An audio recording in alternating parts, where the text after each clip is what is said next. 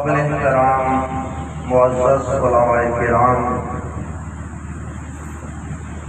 جیسا کہ آپ جانتے ہیں کہ آج کا علماء کرام کا یہ پروگرام نظریہ پاکستان ہی بقائے پاکستان ہے، اس عنوان سے منعقد کیا جا رہا ہے۔ اور یہ بات ایک بہت بڑی حقیقت ہے کہ کسی بھی کام کو کرتے وقت اس کی بنیاد میں جو سوچ اور جو نظریہ کار فرما ہوتا ہے، وہ نظریہ، وہ سوچ، وہ نیت، وہ بنیاد ہی اس چیز کے وجود کی گارنٹی ہوتا ہے، وہی اس کا سبب ہوتا ہے۔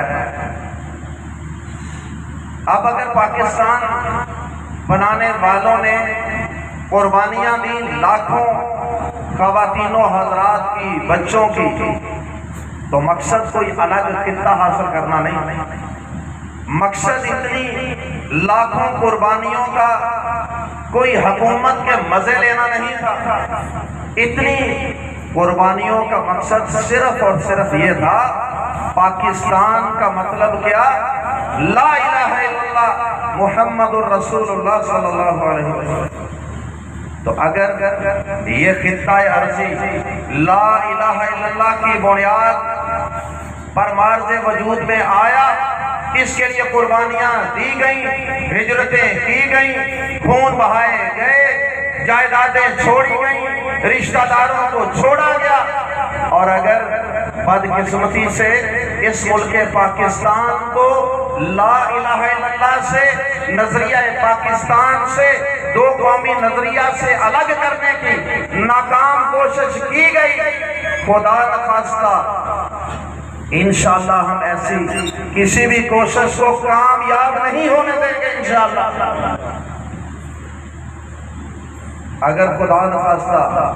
ایسی کسی کوشش کو کامیاب کرنے کی کوشش کی گئی تو وہ پاکستان کے وجود کے لیے انتہائی خطرناک ہوگا، اور پاکستان جو لا الہ الا اللہ کی بنیاد پہ حاصل کیا گیا ہے،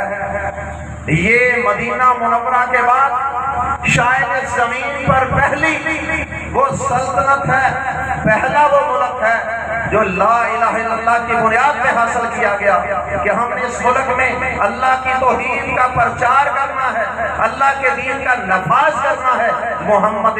عربی صلی اللہ علیہ وسلم کے دین کا نفاذ اور امپلیمنٹیشن کرنی ہے۔ ہماری عدالتیں لا الہ الا اللہ محمد الرسول اللہ کے مطابق ہوں گی، ہمارے معاشرتی رویے، ہماری غمی، ہماری خوشی، ہماری شادیاں، ہماری غمیاں، ہمارا تعلیمی نظام، ہمارے سیاسی نظام، ہمارے خارجہ کے امور، ہمارے داخلہ کے امور، سارے کے سارے لا الہ الا اللہ کے مطابق ڈلیں گے۔ یہ مقصد تھا اس ملک کو بنانے کا، لیکن بدقسمتی سے اس ملک میں آج بھی انگریز کا قانون چل رہا ہے۔ پاکستان جس بنیاد پہ حاصل کیا گیا تھا وہ لا الہ الا اللہ آج نہ عدالتوں میں نافذ ہے، نہ تعلیمی نصاب میں نظر آتا ہے، اور نہ سیاست اور نہ معیشت میں نظر آتا ہے۔ کہیں پہ ڈیموکریسی ہے اور کہیں پہ انگریزوں،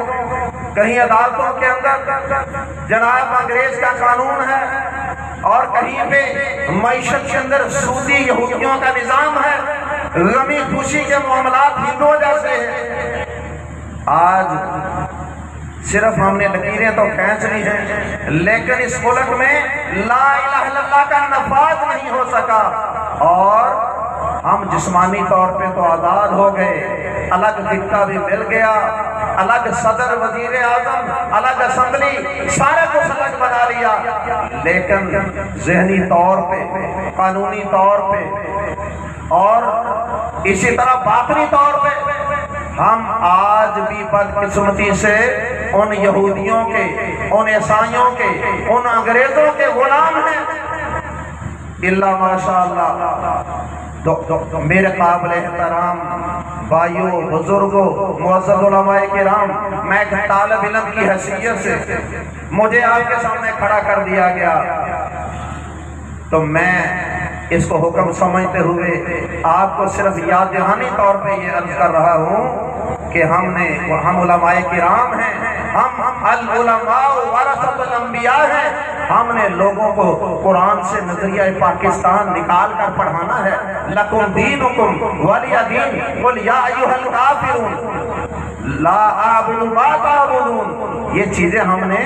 عوام کو سکھانی ہیں، یہ نظریے کا سبق پڑھانا ہے کہ وہ الگ قوم ہے، ہم الگ قوم ہیں، ان کا عقیدہ الگ، ہمارا عقیدہ الگ، ان کی سوچ الگ، ہماری سوچ الگ، رہن سہن ہر چیز میں ہم سے مختلف، اور پاکستان کی ہم نے انشاءاللہ